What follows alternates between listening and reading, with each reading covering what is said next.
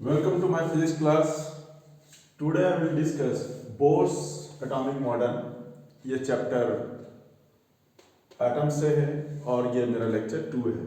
इससे पहले लेक्चर 1 में मैंने रदरफोर्ड्स एटॉमिक मॉडल के बारे में बात किया था। मैंने बताया था उसमें कि Rutherford internal structure of atom के बारे में बताया। उसमें जो ड्रॉबैक रहा स्टेशनरी ऑर्बिट के बारे में, इलेक्ट्रॉन के स्टेबिलिटी के बारे में, वो बोर्स ने यहाँ क्लियरली एक्सप्लेन किया। जो इसका पहला है सर्कुलर ऑर्बिट का कॉन्सेप्ट, जो है पहला इसका मॉडल है, पहला पोस्टुलेट्स है इसका। वो कहता है कि द कोर ऑफ एटम, यानी जो पहला रदरफोर्ड का है वही इनका भी है, या कह सकते just modification of Rutherford's theory भी है ये। और इन्होंने जो एक्सप्लेन किया हाइड्रोजन एटम के बारे में एक्सप्लेन किया, यह हाइड्रोजन एटम लाइक उसी तरह के एटम के बारे में बात किया। इन्होंने पहला पोस्टुलेट्स लिया कि the core of atom is nucleus where all the positive charges are concentrated and most of the mass of the atom are concentrated, यानी ये हमारा हो गया nucleus. An electron revolves in a circular orbit, और ये stationery orbit में है। Clear, इन्होंने क्लियर किया ये स्टेशनरी ऑर्बिट होगा, इससे कोई एनर्जी रेडिएट नहीं करेगा, ठीक है। And the electrostatic force between the nucleus and electron will be what? Centripetal force of electron. Electron जो घूमेगा इसे चाहिए सेंट्रीपिटल फोर्स। वो सेंट्रीपिटल फोर्स कौन देगा? हमारा electrostatic force between the nucleus and electron, यानी Fc बराबर क्या हो जाएगा? Fe हो जाएगा। Fc मतलब mv²/r equal to 1/4πε0 Q1 Q2, यानी Ze एंड E हो जाएगा (²/r²। ये हमारा हुआ। दूसरा जो इनका है क्वांटम कंडीशन, दूसरा पोस्टुलेट को हम लोग कहते हैं क्वांटम कंडीशन, ठीक है। बोलता है व्हाट इज क्वांटम कंडीशन? बोलता है कि कोई भी ऑर्बिट स्टेशनरी तभी होगा या नॉन रेडिएटिंग ऑर्बिट तभी होगा जब किसी इलेक्ट्रॉन का एंगुलर मोमेंटम क्या होगा? Integral multiple of h/2π। Yes, simply कह सकते हैं कि electron can revolve only those orbit in which their angular momentum will be some integral multiple of h/2π, यानी L इक्वल टू NH/2π। ये जो n है, n बराबर 1 2 3 डॉट डॉट डॉट, ये कहलाएगा number of orbit. Number of orbit कहने का मतलब यहां पर ये हुआ, अगर कोई भी ऑर्बिट ले लेते हैं 1 2 3, तो यहां पर मान लेते हैं कि अगर हम लोग एग्जांपल ले लेते हैं कि 1 ले लेते हैं, n बराबर फर्स्ट ऑर्बिट, तो देखिए ये L1 बराबर हो जाएगा क्या? h/2π। यहाँ h भी कांस्टेंट है, t2 भी कांस्टेंट है, पाई भी कांस्टेंट है, that's why angular momentum constant होगा। जब इलेक्ट्रॉन का एंगुलर मोमेंटम कांस्टेंट होगा, कोई भी एक्सटर्नल फोर्स नहीं लगेगा, तो हमारा क्या होगा? ये एक ऑर्बिट से दूसरे ऑर्बिट में अपने आप जंप नहीं करेंगे। Then such orbit are known as what? Stationary and non radiating orbits. तो ये हमारा क्लियर हो गया। हम यहाँ चाहें तो आगे भी हम लोग इस तरह से लिख सकते हैं, ठीक है।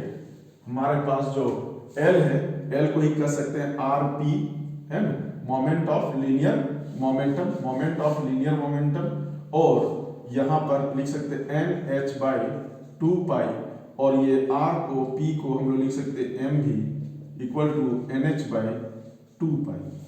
बहुत सारा यूज है, एग्जाम में लिखने के लिए भी आता है। What is the condition for stationary orbit, what is the condition for non radiating orbit, तो हम लोग कर सकते हैं this postulate. It is the second postulate of Bohr's atomic model का। क्लियर है कि electron can revolve on those orbit, ठीक है, in which their angular momentum will be integral multiple of h by 2 pi. आगे हम लोग चलते हैं जो ट्रांजिशन के बारे में बात करेगा कि इलेक्ट्रॉन कब हमारा जंप करेगा एक ऑर्बिट से दूसरे ऑर्बिट में। मान लेते हैं कि ये हमारा है, यहां बहुत सारे ऑर्बिट्स हैं। अब ये इलेक्ट्रॉन कब यहां पर आएगा या यहां पर से इलेक्ट्रॉन कब ऊपर की ओर जाएगा, ये कंडीशन है। इस ऑर्बिट को हम लोग एनर्जी स्टेट भी कहते हैं। हर एक ऑर्बिट में इलेक्ट्रॉन का अलग अलग एनर्जी है, ठीक है। यानी कंडीशन दिया गया है हर एक ऑर्बिट का अपना एक एनर्जी है, इस ऑर्बिट का अपना एक एनर्जी है, इस ऑर्बिट का अपना एक एनर्जी। अगर इसमें कोई इलेक्ट्रॉन रिवॉल्व कर रहा है इसका कुछ और एनर्जी होगा। मान लेते एग्जांपल, अगर 2 इलेक्ट्रॉन वोल्ट है और यहां पर 4 इलेक्ट्रॉन वोल्ट है, यानी इस इलेक्ट्रॉन ये इलेक्ट्रॉन अपने आप यहां पर नहीं आएंगे क्योंकि यहां आने के लिए इसे 4 इलेक्ट्रॉन वोल्ट चाहिए, नहीं। क्लियर? तो इसी को बोर ने कहा। मान लेते हैं कि ये हमारा 2 ऑर्बिट एनर्जी स्टेट, ये E1 और ये E2 मान लेते हैं। यहां पर ये इलेक्ट्रॉन बोलता है एन इलेक्ट्रॉन,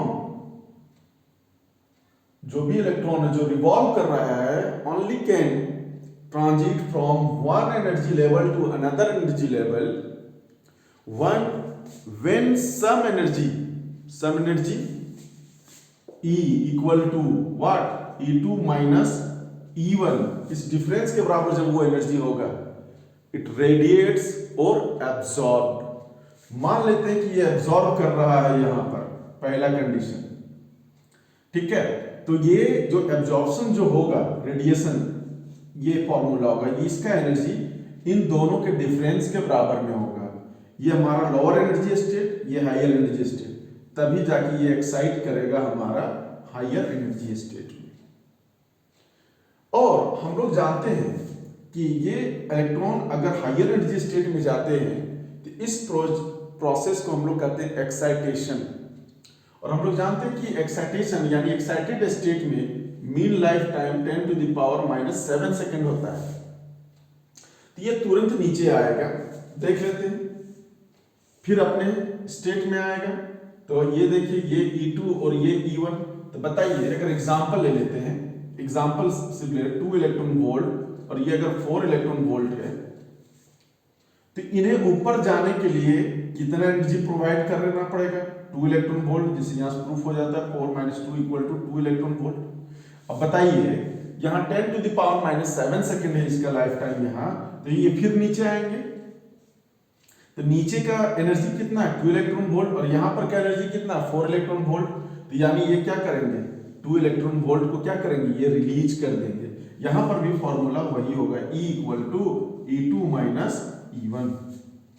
मतलब transition of electron only possible, transition of electron from one state to another state और another state to next state, ये तभी पॉसिबल हो when some energy of photon, और वो एनर्जी क्या होना चाहिए, दोनों स्टेट के बीच के डिफरेंस के एनर्जी के बराबर होगा। अगर वो एब्जॉर्ब करता है तभी वो ट्रांजिशन हायर स्टेट में होगा, और अगर वो रेडिएट करता है तभी वो लोअर स्टेट में होगा।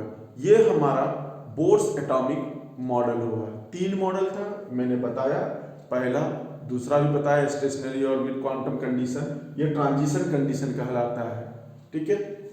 इसके बाद से हम लोगों के पास, हमारे पास फिर है आगे कि quantization of radius, quantization of speed, quantization of energy, कि ये कितने स्पीड से घूमता है, क्या हर एक दो ऑर्बिट और नेक्स्ट 2 ऑर्बिट के बीच का गैप सेम होता है, यानी पूरा इंटरनल स्ट्रक्चर को हम लोग आगे एक्सप्लेन करेंगे। यहाँ पर पोटेंशियल एनर्जी क्या होगा, काइनेटिक एनर्जी क्या होगा, सबका काइनेटिक एनर्जी सेम होगा या डिफरेंट होगा, हम लोग नेक्स्ट एपिसोड में बात करेंगे। तब तक के लिए थैंक यू।